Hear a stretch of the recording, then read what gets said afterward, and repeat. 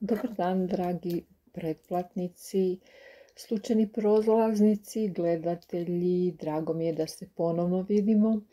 Evo i da govorimo konačno o jednom od najvažnijih aspekta koji će se dogoditi, a to nam je sljedeći aspekt koji je doista važan, ako ne i najvažniji. Pluton prelazi u znak vodenjaka.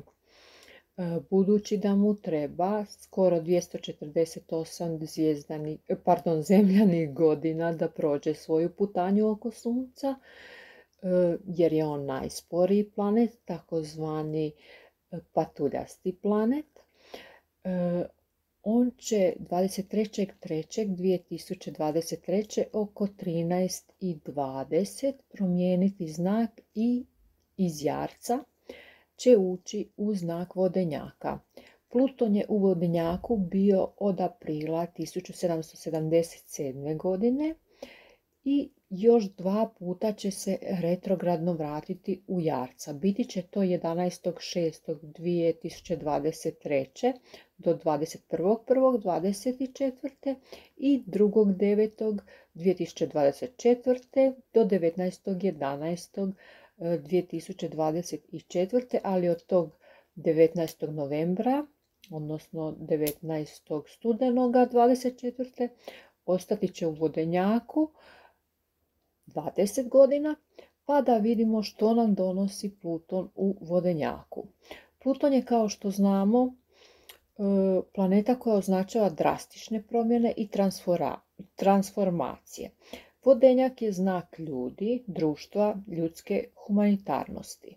Isto tako reprezentira izume, tehnološka otkrića, inovacije i sve ono što je iznenađujuće i nevjerojatno i ono što je neočekivano. Kada Pluton uđe u vodenjaka, kao što smo spomenuli, neće trajati dugo, jer će se retro vratiti u Jarca od 11. juna 2023. Znači 3 mjeseca će on boraviti u vodenjaku i vratiti se retrogradno u ovog Jarca. Ali kada uđe za stalno u vodenjaka od 19.11.2024. ostaće tamo 20 godina, kako smo rekli, i imati će vrlo, vrlo dubok utjecaj na svijet i na društvo u cjelini, pa i na cjelokupni ljudski život.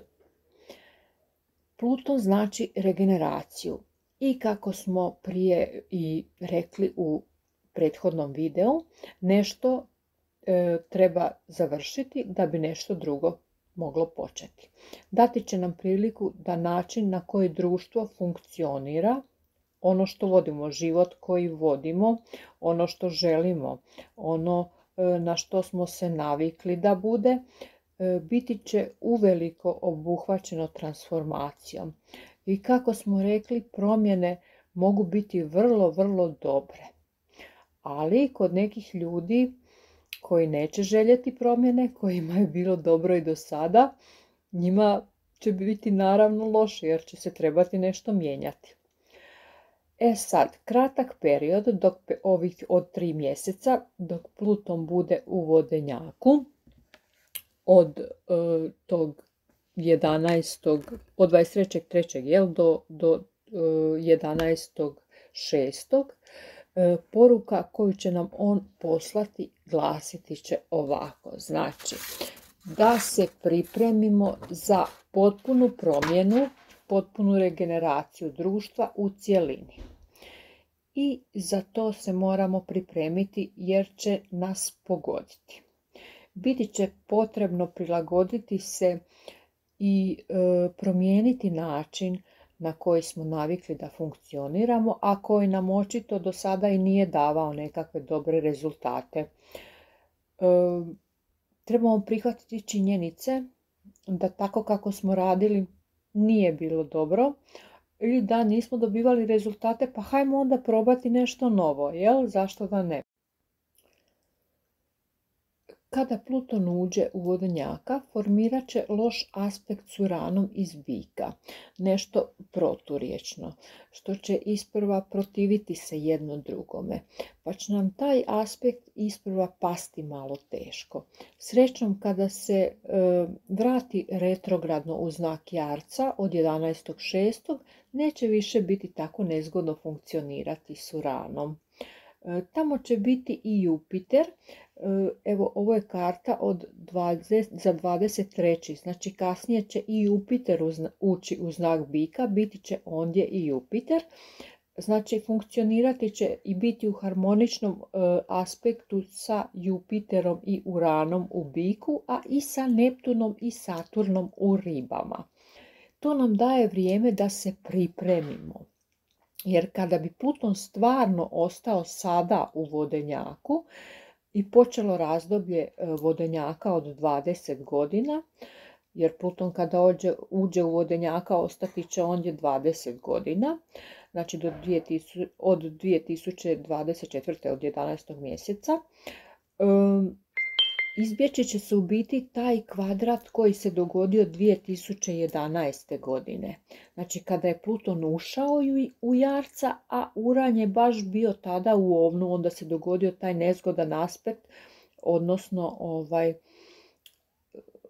mislim da je kvadrat tada bio u pitanju. Onda nam je bilo znatno teže za funkcionirati, pa ćemo tako do kraja studenoga 24. imati priliku da se pripremimo za loše, kao loše, i da od tog lošeg napravimo zapravo dobro. 25.3. Mars prelazi u znak Raka. Imate to također naznačeno, on će biti također u harmoničnom aspektu, imat će benefitan aspekt, evo baš je nacrtan da iz blizanaca ulazi u znak Raka od 25.3. Imati će benefitan aspekt na znakove u biku, isto tako dobre aspekte s planetama u ribama. Zato vam je nacrtan ovaj žuti trokut, odnosno trougao trajni. Evo, zato sam vam govorila da se u biti ne plašite toliko, ipak ćemo nekako izbjeći te loše aspekte, nekada će se trebati malo pripaziti, ali neću vas više zamarati, pojasnila sam o čemu se radi i kada bude trebalo svaki puta ću vam napomenuti kakvi će aspekti biti i evo kažem, ne trebate se bojati, o tranzitima ćete biti obavješteni kao i aspektima. Evo ja vam želim sretno ovo razdoblje što je pred nama. Pa se gledamo ponovno. Hvala vam lijepa, doviđenja.